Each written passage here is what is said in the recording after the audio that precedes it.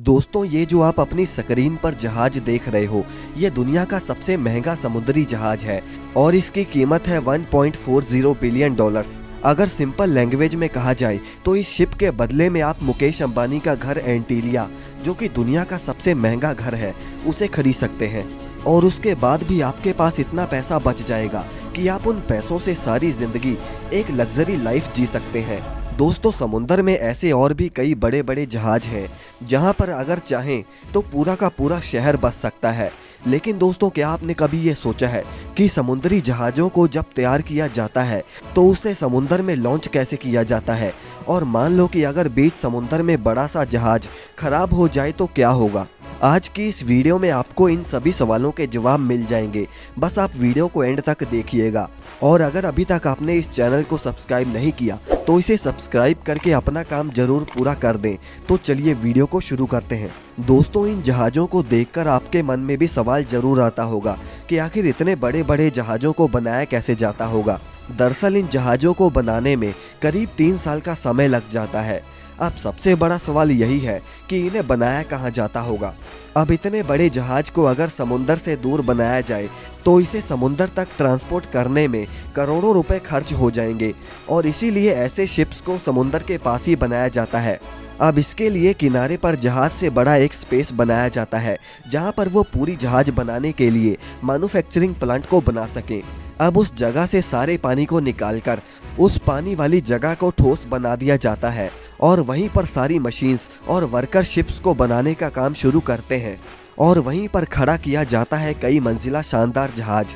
दोस्तों, शिप में हमेशा ब्रॉन्ज धातु का प्रोपेलर लगाया जाता है और हमेशा प्रोपेलर्स की गिनती एक से ज़्यादा ही होती है, क्योंकि जितनी तेज प्रोपेलर घूमेंगे जहाज उतनी ही तेज़ी से चलेगा। और सिर्फ ब्रॉन्ज मेटल इसलिए यूज़ किया जाता है कि ब्रॉन्ज धातु कभी खारे पानी में जंग नहीं पकड़ता। दोस्तों, अब जहाज बनकर तैयार हो गया, लेकिन सवाल ये आता है कि इतने बड़े शिप को पानी में कैसे उतारा जाता है। वैसे शिप लॉन्चिंग के समय अगर जरा सी भी गलती हुई तो करोड़ों रुपए का नुकसान हो जाता है। जहाज़ों को पानी में उतारने के लिए वैसे 4 टेक्निक्स का इस्तेमाल किया जाता है, जिनमें से सबसे पहली है फ्लोटिंग आउट टाइप लॉन्चिंग। दोस्तों, फ्लोटिंग आउट लॉन्चिंग में जिस जगह को समुद्र किनारे जहाज बनाने के लिए खाली किया गया था उसे दोबारा पानी से भर दिया जाता है और उसे समुद्र के पानी से मिलाकर जहाज को धीरे धीरे पानी में लाया जाता है। अब नंबर 2 पर है ग्रेविटेशनल टाइप लॉन्चिंग।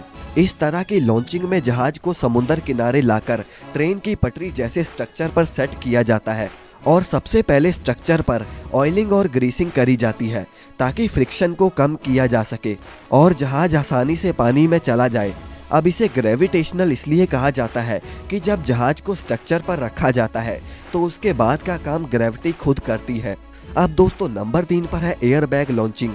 दोस्तों, ये शिप लॉन्चिंग का सबसे सिंपल तरीका है। इसमें सिलेंडर जैसे बड़े बड़े एयरबैग्स पर जहाज को रखा जाता है और उनके साथ ही लुढ़कता हुआ जहाज पानी में चला जाता है। अब इसके बाद नंबर 4 पर है मैकेनिकल टाइप लॉन्चिंग। दोस्तों, ये तरीका सबसे खतरनाक तरीका है और इसीलिए बड़े जहाज़ों को इस तरीके से पानी में नहीं उतारा जाता। इस तरीके में ट्रक या क्रेन की मदद से शिप को उठाकर पानी में रखा जाता है, जो कि काफ़ी रिस्की काम भी है और इसीलिए इस तरीके से बस छोटे मोटे जहाज ही पानी में रखे जाते हैं। अब दोस्तों, आइए हम बात करते हैं कि क्या होगा अगर कोई बड़ा सा शिप समुंदर के बीचों बीच खराब हो जाए।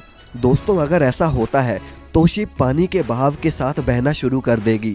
वैसे तो आजकल शिप में हमेशा 2 इंजन होते हैं, जिससे अगर एक इंजन काम करना बंद कर दे तो दूसरा टेम्परेरी इंजन काम में आ जाता है। और मान लो कि अगर दोनों ही इंजन खराब हो जाए तो फिर शिप में हमेशा एक इंजीनियर होता है और उसके पास हमेशा एक्स्ट्रा पार्ट्स होते हैं जिन्हें वो इमरजेंसी के समय इस्तेमाल करके ठीक कर सकता है। अब अगर मान लो कि शिप में वो ज़रूरी पार्ट ना भी हो, फिर शिप वालों को एक टग बोट अरेंज करनी पड़ती है, जिससे वो टग बोट उस खराब शिप को खींचकर किसी नज़दीक के पोर्ट तक ले जाते हैं। तो दोस्तों, ये था आज का वीडियो। वैसे अगर आपको मौका मिले तो आप एरोप्लेन से ट्रैवलिंग करना पसंद करेंगे या फिर शिप से? हमें कमेंट में ज़रूर बताएं। और इस वीडियो से अगर आपने कुछ नया जाना हो तो इसे लाइक करके चैनल को सब्सक्राइब करना ना भूलें।